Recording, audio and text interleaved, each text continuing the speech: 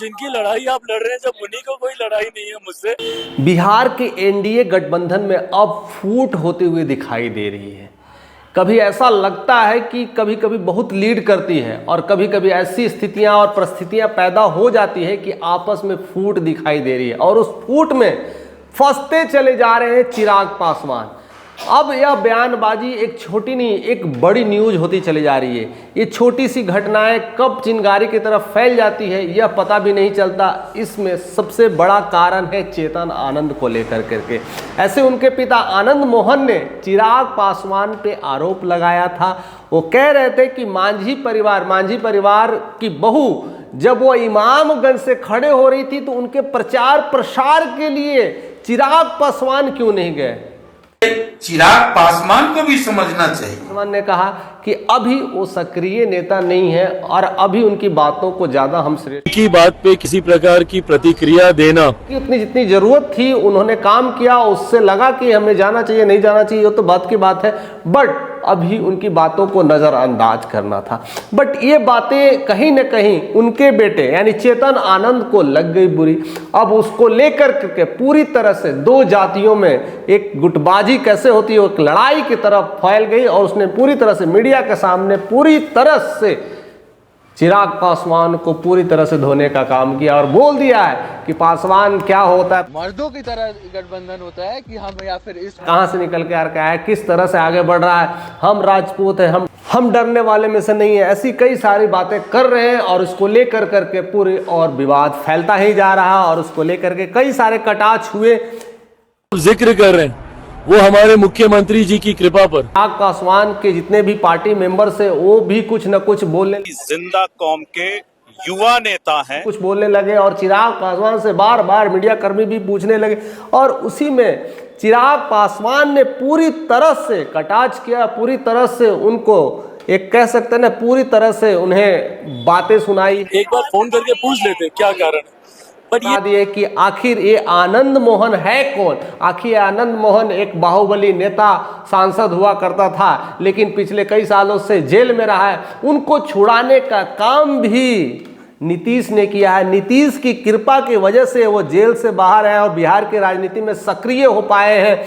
और रही बात चेतन आनंद की, तो चेतन आनंद ये केवल एनडीए में फूट डालने का काम कर रहे हैं, इनका कोई ओरिजिन नहीं है। ये किस हैसियत से बोल रहे हैं, ये तो एक प्रवक्ता भी नहीं है, एनडीए का कुछ हिस्सा भी नहीं है और उस वजह से अगर बोल रहे हैं तो इनकी बातों को नज़रअंदाज करना चाहिए, इनकी बातों को लेकर के ज़्यादा सीरियसली लेना चाहिए।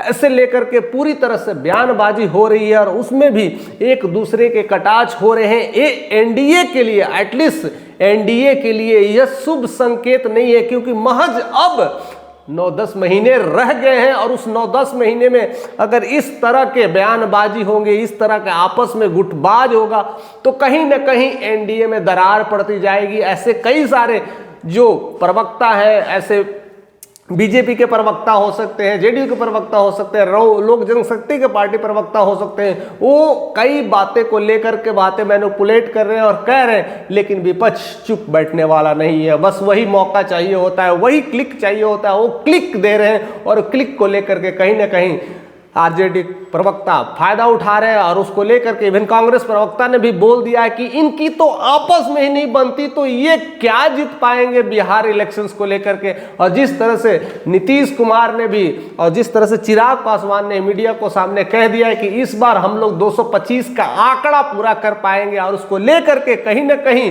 ये बातें कांग्रेस के प्रवक्ता ने ये विवाद करना शुरू कर दिया और कह दिया है खास कर कि इस तरह से ये आपस में लड़ेंगे तो कहां से कुछ मिलेगा। और वही देखने को मिल रहा है, अगर इस लड़ाई को लेकर के अगर करते रहेंगे तो कहीं ना कहीं उसका नुकसान और खामियाजा होना लगेगा। इसीलिए ज्ञान रंजन कांग्रेस प्रवक्ता है वो क्लियरली बोल दिए कि ये जो आपस में जो कहते ना मुंगेरी लाल के जो सपने देखते हैं और सोचते हैं, एक दूसरे को तंज कसते हैं, एक दूसरे से लड़ते रहते हैं, 200 पार तो ढेर की बात है, हम तो देखते रह जाएंगे कि 150 में कैसे सिमट जाएंगे। ऐसे कई सारी तरह बयानबाजी हो रही है क्योंकि एक गलती पड़ जाती है, कई सारी भारी चीज़ें पड़ जाती है और इस विचार को लेकर के पूरी तरह से मीडिया में हर जगह संसद सनीखेज मनाया जा रहा है। और कहीं ना कहीं चेतन आनंद को लेकर के भी ये बातें की जा रही कि चेतन आनंद जो बातें कर रहे हैं वो लालू के विचारधारा से मिलता है, ऐसा लगता है कि वो आरजेडी के सपोर्ट करने वाले हैं। ऐसी कई सारी बयानबाजी हो रही है,